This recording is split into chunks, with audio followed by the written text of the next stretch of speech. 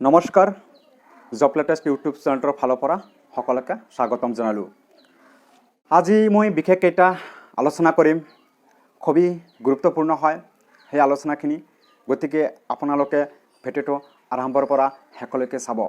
বহুত গুৰুত্বপূৰ্ণ হয় আজিৰ এইটো ভিডিঅ'। চ' মই এই ভিডিঅ'টোত কি ক'বলগীয়া আছে গোটেইখিনি আলোচনা কৰিম। গতিকে আপোনালোকে মনোযোগ সহকাৰে চাব। বহুত ইম্পৰ্টেণ্ট কথা এইটো ভিডিঅ'ত আমি আলোচনা কৰিম। আমাৰ অসমৰ সেই নিবনুৱা ওপৰত, মানে আমাৰ অসমৰ সেই নিবনুৱাবিলাক কেতিয়া সেই সমাধান হ'ব। গতিকে আমি সেই বিষয়ে আজি ইয়াৰ ওপৰত আমি আলোচনা কৰিম। চ' গতিকে প্ৰথমে মই আমাৰ অসমৰ মাননীয় মুখ্যমন্ত্ৰী ডক্টৰ হিমন্ত বিশ্ব শৰ্মা ছাৰক আৰু লগতে আমাৰ অসম আৰক্ষীৰ প্ৰধান অধ্যক্ষক DGP মহোদয়ক আমি অনুৰোধ জনাইছোঁ, আমাৰ সেই বিশেষকেইটা আমাৰ যি আশা আছে সেই আশাবিলাক আপোনালোকে পূৰণ কৰিব বুলি আমাৰ অসমৰ নিবনুৱাৰ ওপৰত মানে এটা ডাঙৰ ভৰসা আছে। গতিকে আমাৰ ডক্টৰ হিমন্ত বিশ্ব শৰ্মা ছাৰক মানে আমাৰ মুখ্যমন্ত্ৰীক কৈছোঁ, আমাৰ অসমত 1 লাখ নিযুক্তি দিব এই বছৰত। সকলোৱে গমেই পায়, আমাৰ অসমৰ মানুহে সকলোৱে গম পাইছে আপুনি 1 লাখ চাকৰি দিব, প্ৰায় 1 লাখৰ অধিকত মানে বেছি আছে। চ' গতিকে আমাক 1 লাখ চাকৰি নালাগে। প্ৰথমে মোৰ কথাটো এইটোৱে। চ' মোক প্ৰথমে 1 লাখ চাকৰি নালাগে, মোৰ এটাই চাকৰি লাগে।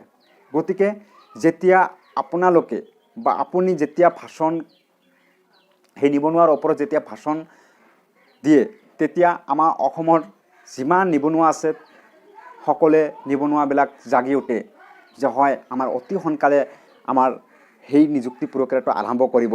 গতিকে আমাক প্ৰেক্টিছ কৰিব লাগিব, আমাক কষ্ট কৰিব লাগিব, তেনেহ'লেহে আমি সেই চাকৰিখনৰ উপযুক্ত এজন নিবনুৱা হ'ম। সকলোৱে এইটো ভাবে যেতিয়া আপুনি ভাষণ দিয়ে এছেম্বলিত। চ' গোটেই বিভাগৰ কথাই মই কৈছোঁ, মানে যিটো বিভাগৰ কথা আপুনি কওক সেইটো বিভাগৰ পৰা আপোনালোকে সকলোৱে ল'ৰা ছোৱালী প্ৰিপাৰেশ্যন কৰি থাকে যেতিয়া আপুনি যেতিয়া ভাষণ দিয়ে। চ' ঠিক তেনেদৰে আমাৰ অসম পুলিচৰ 2018 চনত এপ্লাই হৈছিল 6662টা কনিষ্টবলৰ। চ' ইয়াৰ মাজভাগতে বিভিন্ন ধৰণৰ আমাৰ বহুতো মানে যেনেকুৱা COVID-19 ইলেকশ্যন বা কা বিৰোধতা এনেকুৱা ধৰণৰ আমাৰ মাজত সমস্যা আহি পৰিছিল। সেইকাৰণে আমাৰ সেই ৰিক্ৰুটমেণ্টটো সম্পূৰ্ণ হোৱা নাই। চ' গতিকে এই লকডাউন বা অথবা COVID-19 ইয়াৰ ওপৰত আমাৰ অসমৰ খুবেই গুৰুত্বপূৰ্ণ ডাঙৰ এটা সমস্যা। এই সমস্যাটো সকলোৱে মানি চলে। গতিকে মানি চলাৰ প্ৰথমটো হৈছে আমাক নিজক ছেফটি কৰিব লাগিব। সকলোৱে নিজক ছেফটি কৰি ৰাখে। গতিকে আমাৰ অসমৰ চহৰ গাঁও যিকেইটা মানে যি ঠাইত বজাৰ হয়, সেই বজাৰ ঠাইত আপুনি চাওক তাত কিমান মানুহে আছে। প্ৰায় 1000ৰো অধিক মানুহে তাত বজাৰ ঘাট কৰি থাকে। এটা দোকানত যোৱা বা এটা টাউন অথবা চহৰত যোৱা গাড়ী ঘোৰাৰ কাৰণে যাব নোৱাৰোঁ। চ' তাততো COVID-19 অথবা কৰোণা নাই, একেবাৰে নাই তাত। চ' ঠিক আমাৰ বিভিন্ন ধৰণৰ অসমত কিছু কাম চলি থাকে, যেনেকুৱা অলিম্পিক্স গেমছবিলাক চলি থাকে। চ' আমাৰ সেই নিবনুৱাবিলাকৰ সমস্যা পূৰণ নহয় কিয়? চ' ইয়াৰ ওপৰত আপোনালোকে ভালকৈ এটা দায়িত্ব লওক। কিয়নো ছাৰ আজি চাওক, আমালোকে 3-4 বছৰ কষ্ট কৰি আছোঁ অসম পুলিচৰ কাৰণে। PNRD এক্সাম দিছিলোঁ, এতিয়ালৈকে ৰিজাল্ট পোৱা নাই। বিভিন্ন ধৰণৰ এনেকা এক্সাম দিছোঁ, এতিয়ালৈকে সেই এক্সামৰ ৰিজাল্টটো পোৱা নাই। চ' গতিকে আমাৰ নিচিনা সকলোৱে নিবনুৱা আছে বা আপোনাৰ যিহেতুকে আপুনি অসমৰ এজন প্ৰধান, গতিকে আপোনাৰ যেনেকুৱা আমাৰ অসম, মই অসমত বাস কৰোঁ, মই অসমখন হৈছে মোৰ মা।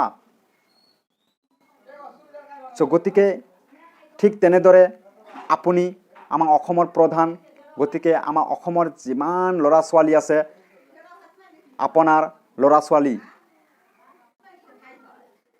চ' ছাৰ, আমি মামা প্লিজ আমি অসমৰ সকলো ল'ৰা ছোৱালী ফালৰ পৰা মই কৈছোঁ, প্লিজ অতি সোনকালে আমাৰ সেই ৬,৬৬২টা কনিষ্টেবলৰ ইণ্টাৰভিউখিনি আৰম্ভ কৰক। কিয়নো বহুত কষ্ট কৰিছোঁ, এতিয়া আৰু ধৈৰ্য নহয়। এতিয়া আমালোকে ডাঙৰ হৈছোঁ, বয়স হৈছে, বিয়াৰ বয়স হৈছে, বিয়া কৰিব লাগিব, মা দেউতাকক দিব লাগিব। এতিয়া মা দেউতাকৰ এতিয়া ডাঙৰ হৈছোঁ, এতিয়া মা দেউতাকৰ খাই ঘৰত থকালগীয়া হৈছে। এতিয়ালৈকে মা দেউতাকক এক পইচা উপাৰ্জন কৰি দিয়া নাই। চ' এতিয়া কি কৰিম? মা দেউতাকে ৰাতিপুৱাই গালি দিয়ে যে কিমান ৰখি থাকিবি, যোৱা বাহিৰত যোৱা, কাম কৰিবলৈ যোৱা, সকলোৰে মা দেউতাকে কৈ থাকে। চ' গতিকে আমি আমাৰ ডক্টৰ মাননীয় মুখ্যমন্ত্ৰী হিমন্ত বিশ্ব শৰ্মা ছাৰক আৰু DGP মহোদয়ক অনুৰোধ কৰি কৈছোঁ, আমাৰ সেই ৬,৬৬২টা কনিষ্টেবলৰ ABUB ইণ্টাৰভিউখিনি সোনকালে পাতক। বহুত কষ্ট, বহুত আমাৰ মাথাৰ চুলিবিলাক চাওক কেনেকুৱা হৈছে, মাথাৰ ব্ৰেইনটো মানে পাগলৰ নিচিনা হৈ গৈছে, কি কৰিম, ক'ত থাকিম, এনেকুৱা হৈ গৈছে। গতিকে আপোনালোকে বাহিৰত যাব নোৱাৰা, কিয়নো আমাৰ অসমৰ ল'ৰা ছোৱালীবিলাক কিমান কষ্ট কৰি আছে। ৰাতিপুৱা 4টা বজাত উঠি চাওক, আপোনালোকে বাহিৰত অলপমান চাওক কিমান কষ্ট কৰি আছে, বহুত কষ্ট কৰি আছে। প্ৰায় 3-4 বছৰ হৈ গৈছে। অকল আমাৰ অসম পুলিচৰ ডিপাৰ্টমেণ্টৰে নহয়, বিভিন্ন ধৰণৰ বিভাগৰে যিবিলাক নিবনুৱা এপ্লাই কৰিছে, সেই নিবনুৱাবিলাকে যিটো বিভাগত এপ্লাই কৰিছে সেইটো বিভাগৰ মাথা মাৰি আছে বা প্ৰিপাৰেশ্যন কৰি আছে, প্ৰেক্টিছ কৰি আছে যে চাকৰি এটা লওঁ, মা দেউতাকক এটা সুখ দিম, এটা বয়স হৈছে বিয়া পাতিম, এনেকা বুলি ভাবি থাকে। গতিকে আমি মাননীয় আমাৰ মুখ্যমন্ত্ৰী ছাৰক আৰু DGP ছাৰক কৈছোঁ, অতি সোনকালে আমাৰ আৰু অজন্তা নেওগক কৈছোঁ, অতি সোনকালেহে আমাৰ নিযুক্তিখন সম্পূৰ্ণ কৰক। কিয়নো আৰু ৰখি থাকিব নোৱাৰা হৈ গৈছে, কিয়নো আমাৰ বয়স নাই। এতিয়া আপুনি কৈছে, আমাৰ অজন্তা নেওগে সেইদিনা বাজেটত কৈছিল যে 1 লাখ চাকৰিৰ অধিক আমি চাকৰি দিম এবছৰত, কিন্তু এতিয়া আমাৰ বয়সটো নাই, আমি 1 লাখ চাকৰিত এপ্লাই কৰিব নোৱাৰিম। যদি আপোনালোকে বয়সখন বঢ়াই দিয়া, 18 পৰা 28 বা 30 বছৰ কৰি দিয়া, তেনেহ'লে সকলোৱে নিবনুৱা এপ্লাই কৰিব পাৰিব। চ' এইটো আপোনালোকৰ ওপৰত, এইটো আপোনালোকে কি কৰিব আপুনি জানা। গতিকে ইয়াৰ ওপৰত যদি মোৰ কিবা ভুল ত্ৰুটি হৈ থাকে, প্লিজ মোক ক্ষমা কৰিব। আৰু মোৰ যিমান ছাবস্ক্ৰাইববিলাক চাই আছে, মোৰ ফ্ৰেণ্ডবিলাক যদি আপোনালোকে চাই আছে, তেনেহ'লে প্লিজ এই ভিডিঅ'টো একেবাৰে আপোনালোকৰ বন্ধু সকলোকে শ্বেয়াৰ কৰি দিব, যাতে সকলোৱে সেই ভিডিঅ'টো গম পায়। মই ইয়াৰ ওপৰত গভীৰভাৱে কৈছোঁ, মই অকল চকুৰ পানীটো নওলায় পইচা, মোৰ মনত বিভিন্ন ধৰণৰ বা সকলোৰে আমাৰ অসমৰ যিমান নিবনুৱা আছে তেওঁলোকৰ ওপৰতেই এনেকুৱা আছে বা তেওঁলোকৰ মনত এনেকুৱা আছে।